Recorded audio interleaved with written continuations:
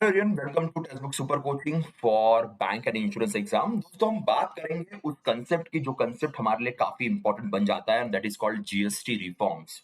GST 2.0 ये announcement recently हमारे देश के जीएसटी काउंसिल, जिसको निर्मला जी लीड करती है, फिनेंस मिनिस्टर लीड करते हैं, उनके द्वारा अनाउंस किया गया। गुड्स एंड सर्विस टैक्स हमारे देश का इनडायरेक्ट टैक्स है। 2017 फर्स्ट ऑफ जुलाई को ऑफिशियली जीएसटी को भारत में इंप्लीमेंट किया गया, और जीएसटी काउंसिल इस कॉन्स्टिट्यूशनल बॉडी को जिम्मेदारी दी गई कि अगर आपको फ्यूचर में जीएसटी में कोई भी चेंजेस करने होंगे तो आप वो चेंजेस कर सकते हो, आपके पास अधिकार है। तो इसी जीएसटी काउंसिल ने कल अनाउंसमेंट की कि 22 सितंबर से हमारे देश में जो है वो जीएसटी में बदलाव किए जाएंगे, चेंजेस किए जाएंगे और नए टैक्सेस इंप्लीमेंट किए जाएंगे। अब पहले हमारे पास जीएसटी में 4 टैक्स स्लैब्स थे, 5, 5%, 12%, 18%, 28%। 0 to 5% वाला भी एक गैप था, जिसमें कुछ चीजें 0% पे भी आ रही थी, पर जीएसटी के अंदर ही आ रही थी। हमने इन 4 टैक्स स्लैब्स को कम करके सिर्फ 2 रखा है, 5% एंड 18%। सो 0 to 5% रहेगा। इट विल बी देयर के if something is in 0%, that doesn't mean it is out of GST. It will be in the GST, but it attracts 0% tax. If something is out of GST, अगर कोई GST के बाहर रहता है, इसका मतलब उसके ऊपर पुराने टैक्स लगेंगे। Excise duty, sales tax, service tax, ये सब लगेगा, तो ये और महंगा हो जाता है। जैसे फॉर एग्जांपल पेट्रोलियम प्रोडक्ट्स, ये जीएसटी के बाहर है। अल्कोहल जीएसटी के बाहर है। अल्कोहल कभी भी जीएसटी में नहीं आएगा, because alcohol is a state subject, तो उसके ऊपर स्टेट का अधिकार होगा। तो इसलिए आपने देखा होगा गुजरात और बिहार जैसे स्टेट में जीएसटी, सॉरी, गुजरात और बिहार जैसे स्टेट में अल्कोहल बिल्कुल भी अलाउड नहीं है। कुछ स्टेट्स में अल्कोहल अलाउड है, पर वो स्टेट अपने हिसाब से उसके ऊपर टैक्सेस लगाता है, तो वो उनका अधिकार होगा। पेट्रोलियम कुछ सालों के लिए हमने जीएसटी से बाहर रखा है, क्योंकि जीएसटी जब आई थी 2017 में, तो कॉम्पेंसेशन, स्टेट को कॉम्पेंसेशन देने के लिए उसे थोड़ा अलग रखने की बात की गई थी। अभी कॉम्पेंसेशन की बात क्यों आती है? बिकॉज इनडायरेक्ट टैक्सेस जिनको मर्ज करके, नियर अबाउट 17 इनडायरेक्ट टैक्सेस है, 17 इनडायरेक्ट टैक्सेस जिनको मर्ज करके जीएसटी लाया गया था, उसमें से maximum indirect taxes were in the hands of state government. तो स्टेट गवर्नमेंट का इनकम था। जीएसटी आने से स्टेट गवर्नमेंट का खुद का जो इनकम था, वो जीएसटी में मर्ज होने की वजह से कॉम्पेंसेशन कंसेप्ट क्रिएट किया गया। फिर 17 में जीएसटी लाया, then why we suddenly introduce the reform. हमने रिफॉर्म इंट्रोड्यूस क्यों किए? देखिए, इंट्रोड्यूस करने का सबसे बड़ा रीजन होता है इकोनॉमी की सिचुएशन। अगर आपको देश के कंजम्पशन एक्सपेंडिचर को बढ़ाना है, कंजम्पशन एक्सपेंडिचर का मतलब है क्योंकि जो चीजें और सर्विसेज कॉमन लोग यूज करते हैं, कि उससे कंजम्पशन एक्सपेंडिचर शो होता है। जितना कंजम्पशन एक्सपेंडिचर बढ़ेगा, क्योंकि चीजें बहुत महंगी होगी ना, तो लोग खरीदने के लिए या उसे यूज करने के लिए थोड़ा सा कतराते हैं। जब चीजें सस्ती हो जाती है तो कंजम्पशन एक्सपेंडिचर ऑटोमेटिकली बढ़ जाता है। जब वो बढ़ता है, साथ में डिमांड बढ़ती है। डिमांड बढ़ेगी, मैन्युफैक्चरिंग बढ़ेगा, मैन्युफैक्चरिंग बढ़ेगा, देश का जीडीपी बढ़ेगा। तो अगर देश के जीडीपी को और आगे ले जाना है, तो हमें ये सब करना बहुत जरूरी होता है। रिसेंटली ट्रंप नाम के इंसान ने टैरिफ नाम की एक चीज इंप्लीमेंट की, जिससे काफी इंपैक्ट हुआ, और इंपैक्ट हो भी रहा है, no doubt about that. But tariff का इंपैक्ट एक्सपोर्ट के ऊपर ज्यादा होता है, पर finally it's about the country's GDP, क्योंकि एक्सपोर्ट तो देश से ही होगा और उससे जीडीपी के ऊपर इंपैक्ट होगा। हम चलो टैरिफ को या फिर हम चाहे एक्सपोर्ट को रिप्लेस सडनली तो नहीं कर पाएंगे, उस प्रॉब्लम का डायरेक्ट सॉल्यूशन तो हम नहीं ढूंढ पाएंगे, पर देश के जीडीपी के ऊपर जो इंपैक्ट हो रहा था, एटलीस्ट उस इंपैक्ट को कंट्रोल करने के लिए कोई एफर्ट्स तो हम ले सकते हैं, और वही फैक्टर यहां पे है। अब दिमाग में एक चीज आ सकती है आप में से बहुत लोगों कि सर, इससे इन्फ्लेशन भी तो बढ़ सकता है, क्योंकि ऑफकोर्स डिमांड बढ़ेगी तो डिमांड के साथ इन्फ्लेशन भी बढ़ता है। बट ऑलरेडी देश का इन्फ्लेशन जो है वो लेस देन 2% है। जो हमारा एक कंफर्ट जोन था 2% से 6% का, जो उर्जित पटेल कमेटी ने दिया था, उससे भी 2% से नीचे भी हमारे देश का इन्फ्लेशन है। तो उस सिचुएशन पे हमने देखा रेपो रेट भी कम कर दिया है, सीआरआर भी हम कम कर रहे हैं इंक्रीमेंटली, तो साथ में हम थोड़ा सा जीएसटी भी कम करके फिस्कल साइड में, क्योंकि GST taxes is a part of fiscal policy and the monetary policy. Already हमने कुछ पॉइंटर्स देखे, अब फिस्कल पॉलिसी में भी कुछ चीजें इंप्लीमेंट की जा रही है। अब इस जीएसटी रिफॉर्म में एक स्पेशल रेट भी इंट्रोड्यूस किया है। हमारे पास 5%, 18% है। Special rate is of 40%। जो सिन गुड्स है, ऐसी चीजें जिनकी वजह से इकोनॉमी या सोसाइटी के ऊपर बुरा इंपैक्ट होता है, टोबैको, या फिर हम बात करेंगे सिगरेट्स, बीड़ी, तंबाकू, इन चीजों से सोसाइटी के ऊपर बुरा इंपैक्ट होता है। तो इन चीजों के ऊपर आप एक्स्ट्रा टैक्स लगा सकते हो। जो लग्जरी चीजें हैं, बड़ी बड़ी गाड़ियां होगी, बड़े जेवरात होंगे, आप उनके ऊपर भी एक्स्ट्रा टैक्सेस लगा सकते हो। कोई दिक्कत नहीं, कोई प्रॉब्लम नहीं, क्योंकि वो लग्जरी गुड्स है। देखिए ध्यान रखना, अब कुछ लोग कहते हैं कि यहाँ पे 3 टैक्स स्लैब्स हो गए, नहीं, टैक्स स्लैब्स 2 ही है। एक स्पेशल रेट है जो सिन गुड्स के ऊपर लगेगा। Alcohol is a sin good but is not the part of GST. तो अल्कोहल सिन गुड नहीं है ऐसा मत कहना, it's a sin good but not the part of GST, because constitutionally हमेशा अल्कोहल ये स्टेट सब्जेक्ट रहा है, तो ये फैक्टर है। तो अब इस सेशन में मैं आपके साथ डिस्कस करूंगा कुछ इंपॉर्टेंट एमसीक्यूज जो एग्जाम के लिए बहुत जरूरी है, जिसके ऊपर क्वेश्चंस पूछ सकते हैं, तो विल टॉक अबाउट दैट। अब ध्यान दीजिएगा, जीएसटी 22 सितंबर से इंप्लीमेंट होगा। अब फेस्टिवल सीजन आ रहा है, फेस्टिवल सीजन के पहले ये कम होना बहुत बड़ी बात यहाँ पे होती है। एक और बड़ा इंपॉर्टेंट पॉइंट यहाँ पे, हेल्थ इंश्योरेंस और लाइफ इंश्योरेंस के ऊपर जो लाइफ इंश्योरेंस और हेल्थ इंश्योरेंस के प्रीमियम के ऊपर जो जीएसटी लग रहा था, वो भी गवर्नमेंट ने जीरो करवा दिया है। बहुत सालों से, नियर अबाउट 2-2.5 साल हो गए, ये रिक्वेस्ट कई कई लोगों से आ रही थी कि हेल्थ इंश्योरेंस और लाइफ इंश्योरेंस के प्रीमियम के ऊपर जो 18% जीएसटी लग रहा है, उसे रिड्यूस किया जाए। निर्मला जी उसके लिए रेडी नहीं थी। फाइनली शी डिसाइडेड, या जीएसटी काउंसिल डिसाइडेड कि मेक इट 0%। तो personal health insurance, personal life insurance भी हमारे अभी बिल्कुल कम हो जाएंगे, उसके प्रीमियम कम हो जाएंगे, विच इज मच बेनिफिशियल। अब इस सबका ड्रॉबैक क्या है, क्योंकि कुछ स्टेट्स इसके लिए अपोज कर रहे थे, तो इसका ड्रॉबैक क्या है? स्टेट का जो अपोज चल रहा था वो भी लाजमी है, कुछ स्टेट जो अपोज कर रहे थे वो भी लाजमी, क्योंकि हम डायरेक्टली किसी को क्रिटिसाइज नहीं कर सकते। लाजमी ये था क्योंकि ये टैक्सेस कम करने की वजह से जो स्टेट्स के इनकम होते हैं, उस इनकम के ऊपर इंपैक्ट होगा। ऑलरेडी जीएसटी लाने से स्टेट्स के इनकम के ऊपर इंपैक्ट हुआ, अब ये चेंजेस करने से भी स्टेट के इनकम के ऊपर बट ऑब्वियसली इंपैक्ट होगा।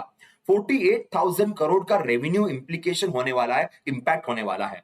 सेंटर के ऊपर भी होगा और सारे स्टेट्स के ऊपर भी होगा। ओके, तो इसीलिए जो कुछ स्टेट्स है, फॉर एग्जांपल केरला, तमिलनाडु, वेस्ट बंगाल, पंजाब, तेलंगाना, ये स्पेशली वो स्टेट्स है जहां पे बीजेपी सपोर्ट गवर्नमेंट नहीं है। अब कुछ लोग इसको पॉलिटिक्स के नजर से देखते, कुछ लोग इसको इकोनॉमी के नजर से देखेंगे। हमें इकोनॉमी के नजर से ही देखना है, पॉलिटिक्स में हमें हाथ नहीं डालना है। इन स्टेट्स की ये रिक्वेस्ट थी कि आप कम कर रहे हैं, ठीक है, शॉर्ट टर्म में इंपैक्ट होगा, ठीक है, उसके लिए क्या कॉम्पेंसेशन आप दे सकते हो, क्योंकि फाइनली स्टेट गवर्नमेंट को स्टेट चलाना है, तो what compensation you can give. तो इसलिए कुछ स्टेट्स ने रिक्वेस्ट की थी कि आप सेज लगाइए, जो सिन गुड्स है उसके ऊपर एक्स्ट्रा सेज लगाइए। सेज का मतलब टैक्स ऑन टैक्स। तो जो सेज का पैसा है, कॉम्पेंसेशन सेज का पैसा है, वो डायरेक्टली स्टेट के पास आ जाए। ये उनकी डिमांड थी, ये उनकी रिक्वेस्ट थी, जिसके ऊपर जीएसटी काउंसिल आने वाले समय में फाइनल डिसीजन लेगा। अभी तो उसके ऊपर ज्यादा बातचीत एज सच नहीं हुई है। तो जो आप में से बहुत लोगों का फेवरेट पार्ट है, जो आप में से बहुत लोग याद करने की कोशिश कर रहे होंगे पिछले 1-2 दिन से, आप उसे रटने की कोशिश कर रहे होंगे पिछले 1-2 दिन से, और वो है कौन सी चीजें सस्ती हुई, कौन सी चीजें महंगी हुई। मैं एग्जाम के नजरिए से बात करूंगा। एग्जाम के नजरिए से याद रखना, सारी परसेंटेज याद रखना पॉसिबल नहीं है। रियलिटी को समझिए।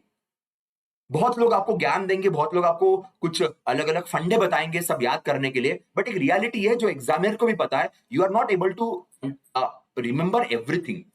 आप शायद एक दिन बैठ के सब रट भी लोगे, कितने दिन याद रहेगा? नहीं याद रहने वाला है। और एग्जामिनर ऐसे सवाल पूछता भी नहीं है। एग्जामिनर सवाल पूछेगा basically, what is GST, GST exactly क्या है, जीएसटी काउंसिल क्या होती है, जीएसटी काउंसिल को कौन लीड करते हैं, जीएसटी काउंसिल में कौन होता है, टैक्सेस कम करने के पीछे रीजन क्या है। जब आप इंटरव्यू के लिए बैठोगे, वो पूछेंगे कि जीएसटी कम करने से इकोनॉमी के ऊपर क्या इंपैक्ट हुआ, बुरा इंपैक्ट क्या हुआ, पॉजिटिव इंपैक्ट क्या हुआ, दोनों चीजें आपको पता होनी चाहिए जो मैंने अभी आपको बताई। हम क्या करते हैं, हम टाइम पास वाली चीजें पहले याद करते रहते हैं कि भाई हेयर ऑयल के ऊपर कितना टैक्स लगेगा, कि अल्ट्रा टेम्परेचर हाई मिल्क के ऊपर कितना टैक्स लगेगा। ये परसेंटेज देखो, मना नहीं कर रहा हूं, पर इनमें अपना वक्त मत जाया कीजिए। कुछ परसेंटेज पता होने चाहिए। फॉर एग्जांपल जो स्पेशल रेट वाला कंसेप्ट है, सिन गुड्स क्या होते हैं, ये थोड़ा बहुत पता होना चाहिए, no doubt about that. Tractors या एग्रीकल्चर चीजें थोड़ी बहुत पता होनी चाहिए, मना नहीं कर रहा हूं मैं। तो देखिए, बट इसमें ये याद करने में टाइम बर्बाद मत कीजिए, बेसिक्स को अच्छे से पढ़िएगा और इसके पीछे की इकोनॉमी को समझने की कोशिश कीजिए, जो आपके लिए हेल्पफुल होगा। मैं इस सेशन में आपके साथ एमसीक्यूज डिस्कस करूंगा। उसमें से स्टार्टिंग के एमसीक्यूज जो होंगे वो बेसिक्स को लेके होंगे कि व्हाट एग्जैक्टली जीएसटी इज। वो बेसिक वाले एमसीक्यूज होंगे जो आपको बहुत हेल्पफुल रहेंगे, और बाद में हम एमसीक्यूज डिस्कस करेंगे जो प्रेजेंट रेट है उसमें क्या कहां कितने कितने चेंजेस हुए, उन सबको लेके। तो मैं बैलेंस बना के रखूंगा, मैं आपका मूड ऑफ नहीं करूंगा, पर बेसिक्स पढ़ना हमारी प्रायोरिटी बनती है। कई बार स्टूडेंट्स इन बेसिक्स को बहुत बोर होता है, इसलिए छोड़ देते हैं, और एग्जामिनर वहीं पे सवाल पूछता है, इसलिए हमें उसे पढ़ना पड़ेगा। ओके दोस्तों, जीएसटी काउंसिल, जैसे मैंने कहा था कि article 279 A of Indian constitution के अंदर संगठना बनाई गई। इसे 2016 में ही बनाया गया था। वैसे 1 जुलाई 2017 में जीएसटी देश में इंप्लीमेंट हुआ और 2016 में जीएसटी काउंसिल बनाई गई थी। वैसे जीएसटी की शुरुआत हमारे देश में केलकर टास्क फोर्स से हुई थी। ईयर 2000 की बात करते, अटल बिहारी वाजपेयी साहब तब हमारे देश के प्राइम मिनिस्टर हुआ करते थे। यशवंत सिन्हा साहब के पास फाइनेंस मिनिस्ट्री थी। केलकर टास्क फोर्स बनाई गई थी कि भाई टैक्सेस में क्या किया जाए। तो केलकर टास्क फोर्स ने ये सजेशन दिया था कि one nation one indirect tax ये कंसेप्ट हम ला सकते हैं। किसी जमाने में फ्रांस ने इसे सबसे पहले इंप्लीमेंट किया था, उसके बाद बहुत सारे कंट्रीज ने इंप्लीमेंट किया। तो बहुत सारे कंट्रीज की केस स्टडी जमा करके केलकर कमेटी ने रिपोर्ट प्रेजेंट की थी। उसमें उन्होंने ये भी कहा था कि कनाडा का जो जीएसटी वाला कंसेप्ट है वो हमारे देश के लिए काफी ज्यादा बेटर रहेगा, बिकॉज कनाडा के अंदर भी अलग अलग स्टेट्स होते हैं, हमारे पास भी स्टेट्स है, तो जो कंसेप्ट वो लोग इंप्लीमेंट करते हैं it will be good for us. फिर हमारे देश के कुछ अर्थशास्त्रियों ने थोड़ा बहुत अच्छा रिसर्च किया, उनको एक बात पता चली कि फ्रांस ने तो ठीक है मॉडर्न जीएसटी इंप्लीमेंट किया, पर जीएसटी लाइक कंसेप्ट है, जीएसटी लाइक चीजें हमारे देश में पहले भी मेंशन की गई थी। And it was mention none other than by Chanakya, जिनको कौटिल्य भी कहते हैं। उनकी एक बड़ी फेमस बुक है अर्थशास्त्र।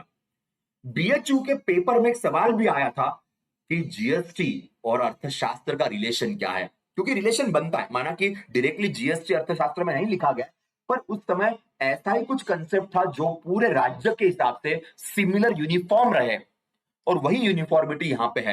यही यूनिफॉर्मिटी जीएसटी के अंदर भी बनाई गई है। तो जैसे मैंने कहा कि अटल बिहारी वाजपेयी साहब की टाइम पे केलकर टास्क फोर्स थी। अनफॉर्चुनेटली अटल बिहारी वाजपेयी साहब उसे नहीं ला पाए, पार्लियामेंट में भी नहीं ला पाए थे। फिर मनमोहन सिंह साहब की गवर्नमेंट आई और पी चिदम्बरम जी तब फाइनेंस मिनिस्टर थे। उन्होंने ऑफिशियली पहली बार देश के पार्लियामेंट में जीएसटी कंसेप्ट को प्रेजेंट किया। अब पार्लियामेंट में क्यों लाना पड़ेगा? बिकॉज देश के संविधान में अगर आपको बदलाव करना है तो पार्लियामेंट की परमिशन जरूरी होती है। देश में कोई भी टैक्स लगाना होगा, कोई भी टैक्स कलेक्ट करना होगा, तो विदाउट लॉ आप नहीं कर सकते हो, और यहां तो कॉन्स्टिट्यूशन में चेंज करना है तो ऑब्वियसली परमिशन लेनी थी। But unfortunately Manmohan Singh government भी इसे पार्लियामेंट में पारित नहीं कर पाई। फिर मोदी जी की गवर्नमेंट आई और अरुण जेटली साहब उस टाइम पे फाइनेंस मिनिस्टर थे। तो constitutional amendment act 101 finally parliament ने उसे एक्सेप्ट किया और हमने जीएसटी को ऑफिशियली इंप्लीमेंट किया। उसी समय जीएसटी काउंसिल को भी हमने बनाने की बात की इसी कॉन्स्टिट्यूशनल अमेंडमेंट के टाइम पे। इस काउंसिल को हमेशा देश के फाइनेंस मिनिस्टर लीड करेंगे। हमारे देश के स्टेट यूनियन फाइनेंस मिनिस्टर जो है, जो निर्मला जी के डेप्यूटी है, वो इनके अंडर काम करेंगे, और सारे स्टेट्स और वो यूनियन टेरिटोरीज जहां पे लेजिस्लेचर है, वो यूनियन टेरिटोरी के भी मेंबर्स यहाँ पे रहेंगे। इस तरीके से काम करेगा। अब इस जीएसटी काउंसिल के अंदर कोरम के बिना मीटिंग नहीं होती है। प्रॉपर कोरम नहीं रहेगा, मीटिंग नहीं होगी। इस मीटिंग में जो डिसीजन लेना होगा उसके लिए वोटिंग होगी और 3/4 वोट होगा, ही चीजें आगे बढ़ सकती। तो जो डिसीजन अभी लिया गया वो भी वोटिंग से ही लिया गया। तो मेजॉरिटी वोटिंग होगी तो ही डिसीजन होगा, अदरवाइज नहीं होगा। तो याद रखना, जीएसटी में कोई भी चेंजेस हो गए तो उसका एक्सेप्टेंस है वो जीएसटी काउंसिल के द्वारा ही आता है, कोई अपने मर्जी से चेंजेस नहीं कर सकता है। ये ध्यान रखना बड़ा इंपॉर्टेंट फैक्टर है। हमारे पास सीजीएसटी, एसजीएसटी और आईजीएसटी ऐसे 3 कंसेप्ट है। आईजीएसटी, एक स्टेट से दूसरे स्टेट अगर कोई सामान जा रहा होगा या सर्विसेज डिलीवर हो रही होगी तो इंटीग्रेटेड जीएसटी कंसेप्ट होता है। फिर जो नॉर्मल चीजें हम खरीदते हैं उसके ऊपर जो जीएसटी लगता है उसमें 2 पार्ट होते हैं। CGST mean centre GST, SGST mean state GST. जो इंटीग्रेटेड जीएसटी है वो सामान के लेन देन पे मीन जो ट्रांसपोर्टेशन है वहां जाएगा, और जो हम खरीदते हैं उसके ऊपर नॉर्मल जीएसटी जिसमें सी जीएसटी में सपोज मैंने 8 रुपए पे किए as a tax, as a GST, so उस 8 में से 4 रुपए, 4 rupees will go to central government, 4 rupees will go to the state government. Which state government? जहां पे वो चीज सेल हुई है, जहां पे वो चीज को बेचा गया है। So that's why GST is called destination based tax. ये पेन महाराष्ट्र में बना होगा पर ये पेन अरुणाचल में बिक रहा होगा तो अरुणाचल इज अ डेस्टिनेशन।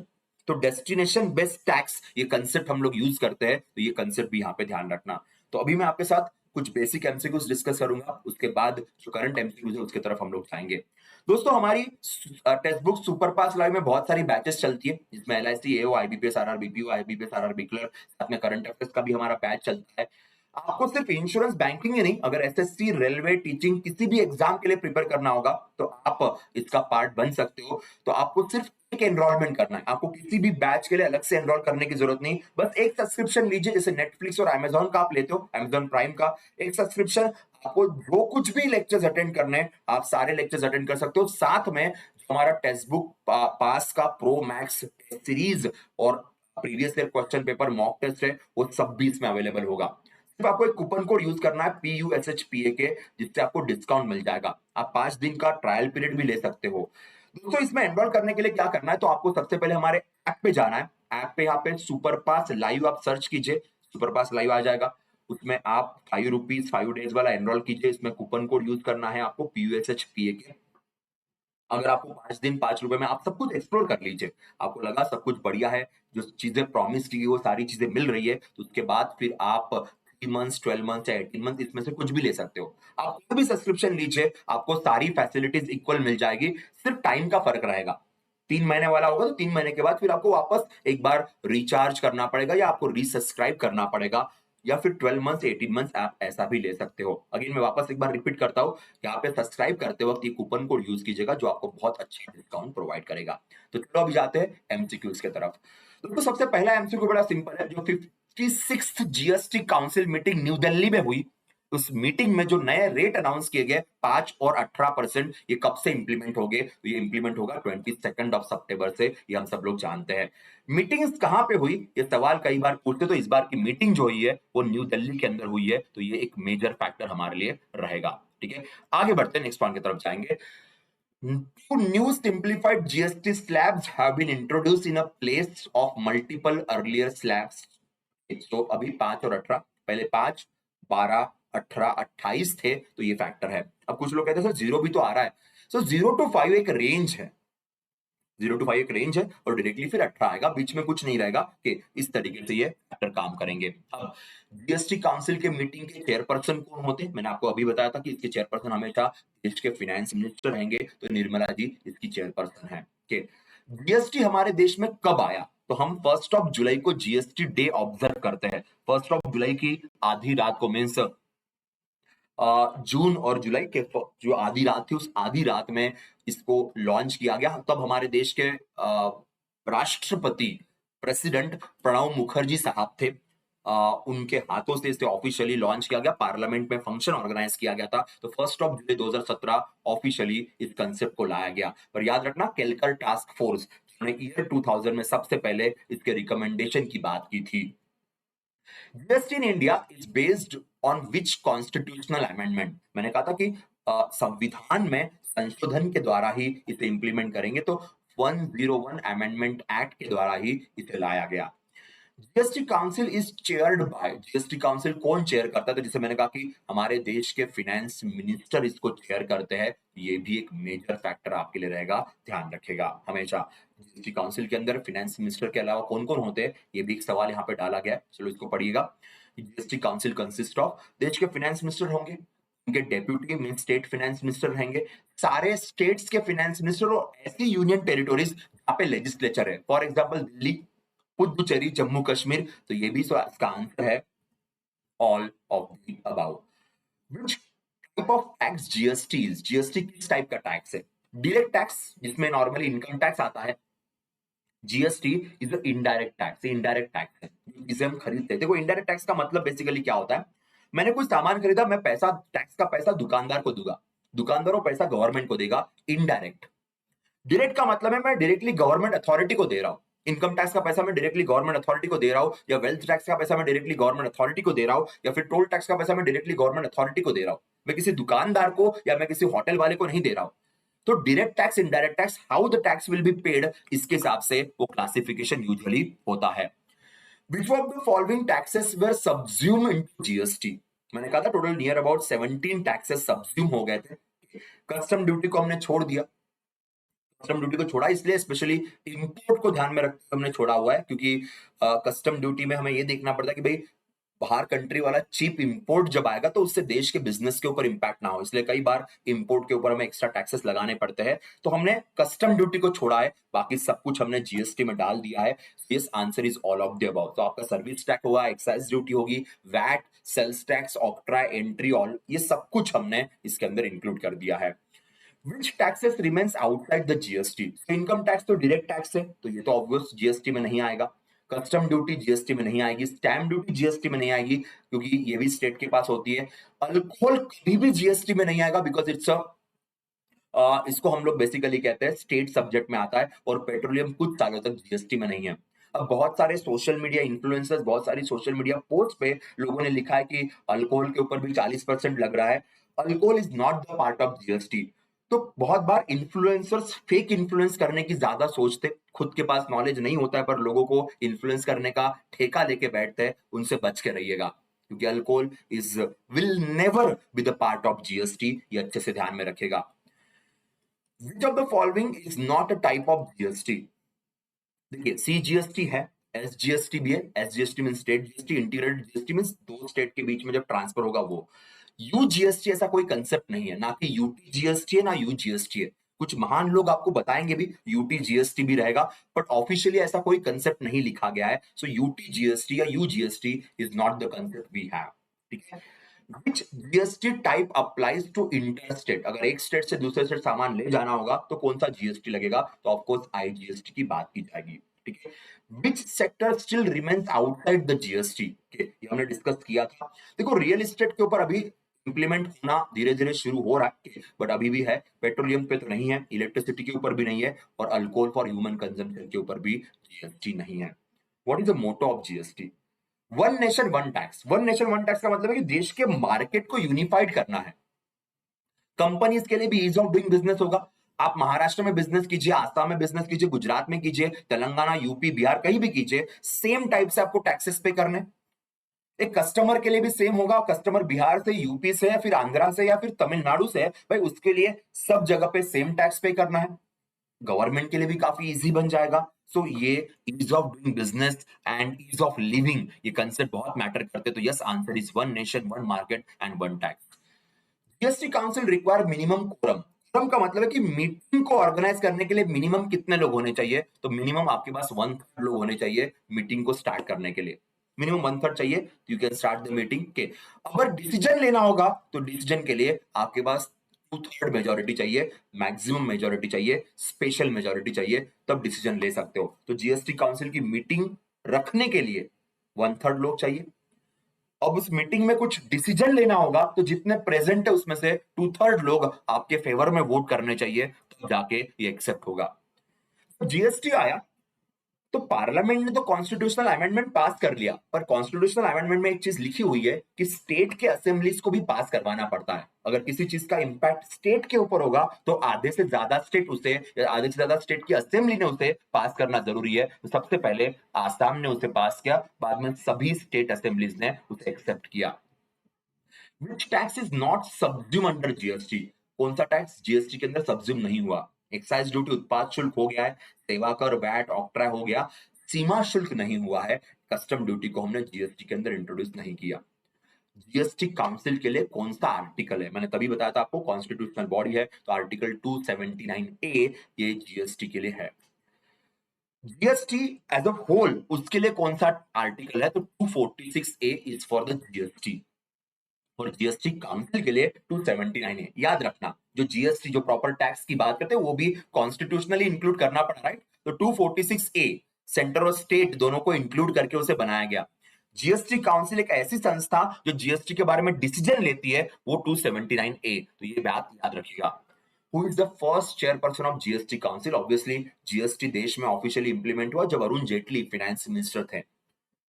के बाद में निर्मला जी आगे, बीच के कुछ टाइम का कुछ कार्यकाल के लिए पीयूष गोयल साहब भी हमारे देश के फाइनेंस मिनिस्टर थे।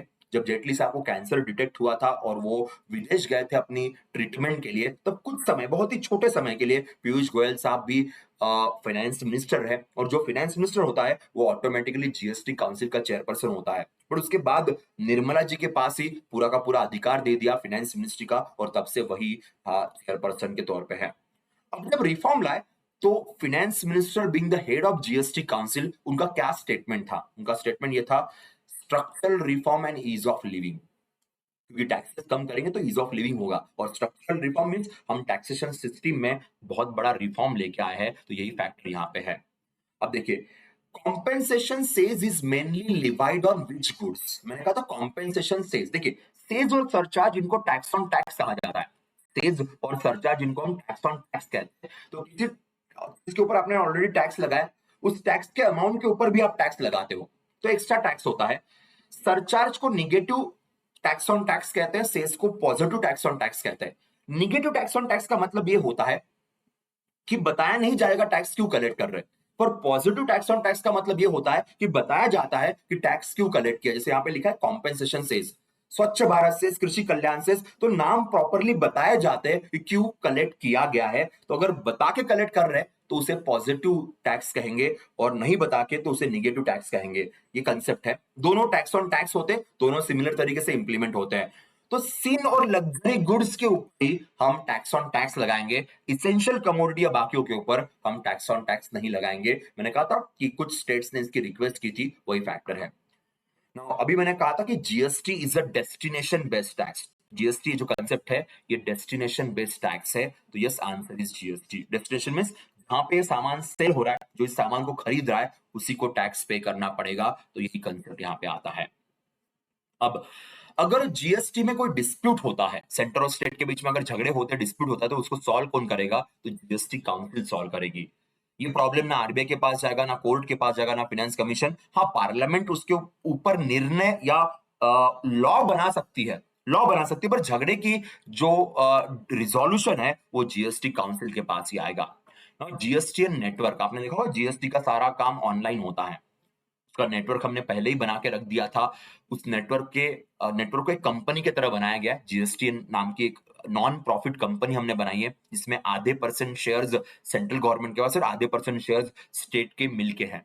तो ये जो इंस्टीट्यूशन है, ये इंस्टीट्यूशन सारा आईटी बैकबोन के तौर पे काम करती है, जीएसटी रिटर्न्स फाइल करने के लिए, टैक्स पेयर्स का डेटाबेस मैनेज करने के लिए, बिल जनरेशन के लिए। All of the above is the concept. GSTN is a company which is a non profit company. Non profit company के तौर पे काम करती है, क्योंकि एक कंपनी तो बनानी पड़ेगी। जीएसटी काउंसिल तो एक एक काउंसिल है ना, वो मिलेगी, वो मीटिंग लेगी, वो मीटिंग में डिसीजन लेगी। वो थोड़ी ना डे टू डे पूरा आईटी वाईटी हैंडल करते बैठेंगे। तो उसके लिए एक प्रॉपर इंस्टीट्यूशन बनानी जरूरी है। किसी प्राइवेट को भी दे सकते हैं, पर फ्रॉड हो गया, प्रॉब्लम्स हो गई तो कौन करेगा? इसलिए हमने अलग से इंस्टीट्यूशन बनाई, नॉन प्रॉफिट, जिसमें सेंटर के 50% शेयर्स है और बाकी सारे स्टेट्स और 3 यूटीज मिला के बाकी बचे हुए शेयर्स उनके पास रहेंगे। अब देखिए, जीएसटी जब आया तो कितने इनडायरेक्ट टैक्सेस अप्रोक्सीमेटली मर्ज हुए। तो मैंने स्टार्टिंग में कहा था नियर अबाउट 17 टैक्सेस को मर्ज करके हमने जीएसटी को सबसे पहले इंट्रोड्यूस किया। अब आते हैं उन सवालों की तरफ जो सवाल रिसेंटली जो बदला हुआ है उसके हिसाब से। तो अभी तक जो सवाल मैंने दिखाया आपको वो सारे बेसिक्स के सवाल थे, काफी सारे थे के, बट कोई बात नहीं। अभी हम उन सवालों की तरफ जाएंगे जहां पे परसेंटेज की बात हो रही है। अगेन, परसेंटेज वाले सवालों को ज्यादा अहमियत मत दीजिएगा, पढ़िए और ज्यादा अहमियत मत दीजिए, नहीं तो उसी को याद करते बैठोगे तो मेन पार्ट बाद साइड में रह जाएगा। देखिए, सिन एंड लग्जरी गुड्स के लिए हमारे पास स्पेशल जीएसटी रेट है, और स्पेशल जीएसटी रेट 40% है, ये आप सब लोग जानते हैं। Which of the following item has been exempted from the GST under the new regime? इसके ऊपर 0% टैक्स लगाया गया है, तो वो पॉइंट मेंशन किया गया है। Personal life insurance and health insurance premiums जो है उनके ऊपर 0% जीएसटी लग रही है। What is the expected net revenue implication due to new GST? मैंने कहा था कि हमारे देश के इनकम के ऊपर इंपैक्ट तो होगा, तो नियर अबाउट 48,000 करोड़ का एक इंपैक्ट हो सकता है देश के रेवेन्यू के ऊपर। रेवेन्यू जनरेट होता है ना टैक्सेस कलेक्ट करके, उसके ऊपर 48,000 करोड़ का शॉर्ट टर्म में इंपैक्ट होगा, लॉन्ग टर्म में प्रॉफिटेबिलिटी ऑफकोर्स बनेगी। Which of the following items will see reduction of GST from 12% or 18% to 5%? ये ऐसी चीजें आप बहुत सारी याद करने की कोशिश करोगे, बहुत सारी पढ़ोगे। मैंने भी 2-4 क्वेश्चन डाले हुए, मैं मना नहीं कर रहा हूं, पर इसमें अगेन ज्यादा वक्त जाया मत कीजिएगा। Answer is all of the above. Hair oil, soap, toothpaste, bicycle, cookware, several medicine जो है, फूड आइटम्स है, सबको 5% पे हम लोग लेके आ गए हैं। Which food and daily items will move 5 to nil? 0 पे चले चुके हैं। तो 0 पे जब हम बात करते हैं तो यहाँ पे आपको देखने को मिलेगा मिल्क, पनीर, चना के, इसके अलावा ब्रेड्स, कोई भी ब्रेड रहे, एनी काइंड ऑफ ब्रेड, रोटी लिखा भी है, any type of bread which will consume in India. Answer is A and B की बात की जाएगी। Which category products will see GST 28 to 18%? 28 से 18% पे कौन सा आएगा? तो ध्यान दीजिएगा। Air condition, dish washer, TV ये सस्ते हो गए। कार, मोटरसाइकिल बिलो 350cc, छोटी कार, बड़ी कार नहीं, छोटी कार की बात करेंगे। Auto parts, buses, trucks, washing machines, ये सब अभी थोड़ा 18 पे आ गया, तो थोड़ा सस्ता हो गया है। Which machines of agriculture will now attract only 5%। ये बहुत इंपॉर्टेंट है। एग्रीकल्चर की जितनी भी मशीनरीज थी, इवन ट्रैक्टर या ट्रैक्टर की सारी चीजें हमने 5% पे लाई है, तो एग्रीकल्चर को बहुत बढ़िया सा सपोर्ट यहाँ पे मिला है। एग्रीकल्चर की ऑलमोस्ट सारी चीजें 5% पे हम लेके आ गए हैं। Which of the goods are taxed a special 40%? So, paan masala, gutkha, cigarette, aerated waters, added sugar के कार्बोनेटेड बेवरेज। तो बेसिकली आपके कोल्ड ड्रिंक्स, आपके juices, aerated waters with added sugar, ये सब सिन गुड्स है। सिन गुड्स क्यों है? क्योंकि ये जो एरेटेड शुगर है, ड्रिंक्स विंक्स हम लेते हैं ना, अल्कोहल की बात नहीं करेंगे, अल्कोहल तो नहीं आता, बाकी जितना भी है, ये सब कुछ हेल्थ के लिए खराब है। एडेड शुगर से ऑब्वियसली ओबेसिटी के प्रॉब्लम्स है, डायबिटीज के प्रॉब्लम्स, हार्ट के प्रॉब्लम्स काफी बढ़ रहे हैं, तो इसीलिए ये पॉइंट मेंशन किया गया।